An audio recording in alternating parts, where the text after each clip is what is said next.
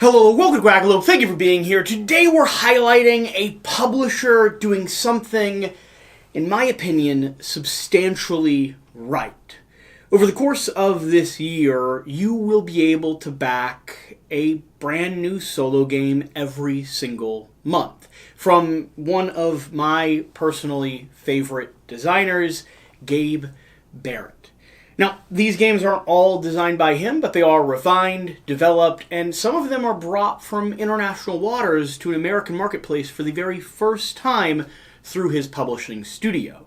You see, Gabe's doing, right now, a series called Solo Game of the Month, where on GameFound, I'll leave links down below to all 3 of the projects that are currently out or available, he is launching, highlighting, displaying, and, when the campaign comes to an end, hitting print immediately on every single solo game.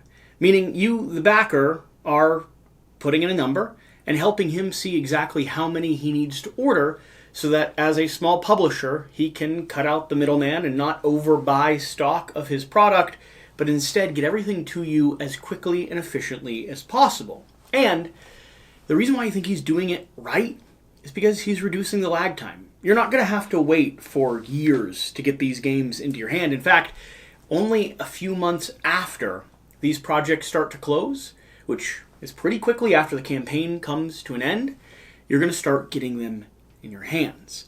So, I want to tell you about the 3 that exist already, but also direct your attention to the Solo Game of the Month series. Now, on the Quackalope channel, I am doing sponsored content, one sponsored video for each individual game across this series, primarily gameplays and how to play videos or supporting quick start guides. This is not a sponsored video, but we do have a relationship with the publisher. This video is to highlight what already exists and let you know why I think it's so cool. On top of that, I want to let you know that the pledge manager for the very first one, the Hunted here, is going to be coming to a close. That's not to scare you or, make you run over there and back it immediately, although it's not the worst thing that you could do.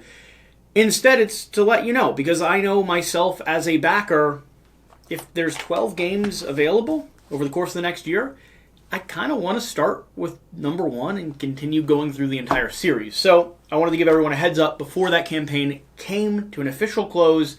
Pledge manager, locked and loaded, print run heading your way, that this one is almost past its cycle. So let's talk about the 3 games we have here. We have Dice and Crusoe. We already have a gameplay on the channel for that. Quests Over Coffee is the immediately available one. The active campaign is still running for another few days. And we will have a gameplay coming out somewhere around the last 3 or 4 days of that campaign, redirecting your attention to it and journeying through the narrative adventure it presents you with. And then Hunted came out before we were doing anything on the solo game series, and so we will have some content coming out down the road just because I enjoy the game and want to highlight it. That won't be directly sponsored.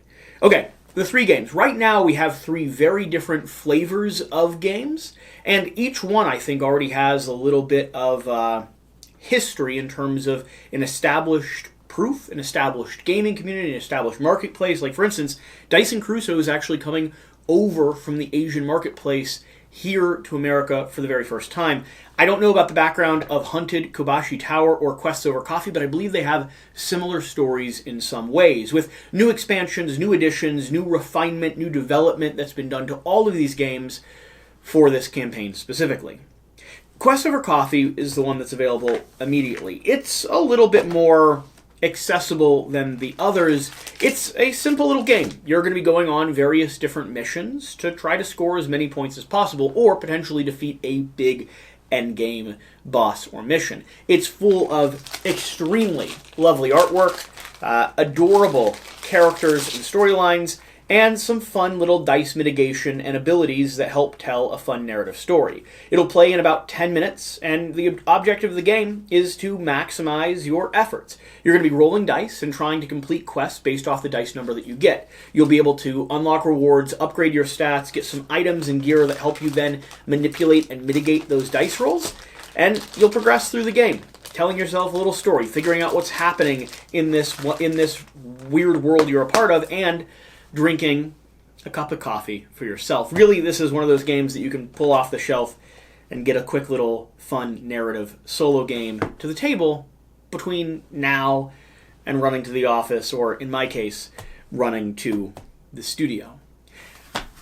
Hunted is the one that is closing soon. This is going to be the merger of these two. We have one that is much more mechanically driven.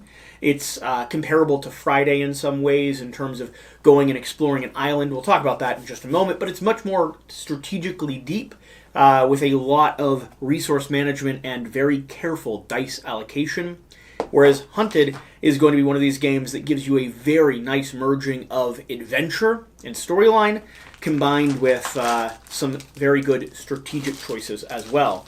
You see here you're going to be on a mission to rescue your kidnapped bride, wife, something along those lines. The damsel in distress story. You're going to have a stack of cards here, and you're going to be summoning these cards into your row or your column. Along with that, you're going to have some active cards, and you're going to have your own tower cards that you're progressing through. These are events you're trying to overcome. You'll be utilizing your dice to accomplish missions, to fight with different thugs that are going to be popping up on the game board, and you'll be slowly pressing your luck by drawing cards and using the icons and resources on these cards to claim them for yourself or progress you up the tower. This game reminds me in some ways to a simplified version of the hand management style of Final Girl, with a little bit of dice allocation and some risky rolling mixed in with some very careful, very strategic card usage and what would be resource usage along the way. If you like a game that combines theme with strategy, plays very, very quickly, and gives you the sense of, kind of being a, John Wick climbing a tower to rescue your one true love, which in this case is a woman, but very well could be a dog. I think they should come out with a dog-specific expansion personally, but I'm not in charge of that.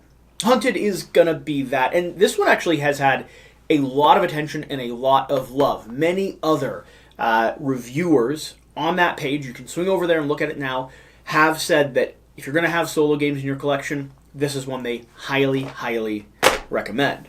And then Dice and Crusoe, we do have a gameplay of this over on the channel, like I said, but this is a Friday style game where you're going to be exploring an island, trying to use the items that you get and the resources that you get to craft and create various different tools that you can use to more effectively traverse this island here and survive. You're going to have various different quests and objectives that you're going through, and they did unlock more of them during the campaign than what I had here in this prototype/production copy.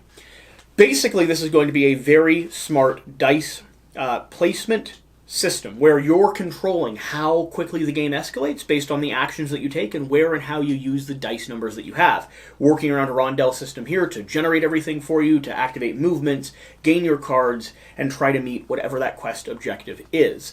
I found this game, especially at the higher levels, to be challenging and thought-provoking, and I absolutely would and do lose if I play on my own. My lovely wife Shira, however, is a mild genius, at least compared to me, and so she's helped me win.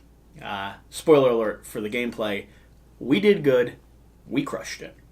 So these are the 3 games that exist so far. Like I said, I'll have more dedicated content on each of these as time goes on. I'm even planning, or thinking myself, to go ahead and go back to Dice and Caruso and go back to Kabashi Tower to do something like a quick start guide or a little tutorial how to play.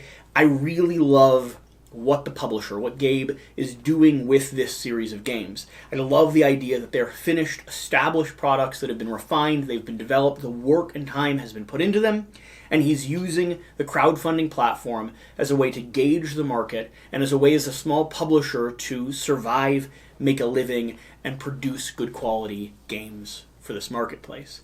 If you're a solo gamer out there, I think this collection is going to be unique. It's going to provide a wide breadth of different types of titles for you to play. And yeah, not all of them will be perfect for you. But if you're a completionist like me at like $20, $25 a piece, that's a pretty good experience over the course of the next year. To start getting basically a monthly reward package with a brand new solo game to play, explore, dive into, and possibly give to a friend or sell and move on if you decide that it's not quite right for you. Already, these 3 games are vastly different, from quick and accessible to heavy and strategic, and Gabe has hinted that there is something even heavier, even more strategic, even more crunchy coming down the line. So, if you're a solo gamer, let me know. Are you following along? Are you excited? Do these games seem like something that interests you? Do you love the cassette tape style collection? It's one of the reasons why, for myself, I'm like, I kind of just want all 12, because they're just going to look really, really slick on a shelf. I'm going to stick them up next to Final Girl. I'm going to have a sexy, like, couple Calyx cubes, is what I'm thinking. Either way, thank you for watching. Thank you for being here. Whatever the case, whatever you do, remember to do the important thing. Always play solo games with someone who's slightly more intelligent than you. It'll help you win. It'll raise your BG stats. Just that little bit of a percentage that tricks you into thinking that you're good at them. I know that's my personal experience, but we'll see. I am planning on doing some solo games here on the channel on my own. So, yeah, now that I can talk without an expander in my mouth, I have the ability to not want to rip out my braces and my lower jaw every single time I talk for over 60 seconds on camera. There's that, for those of you that stayed to the end. We'll see you next time.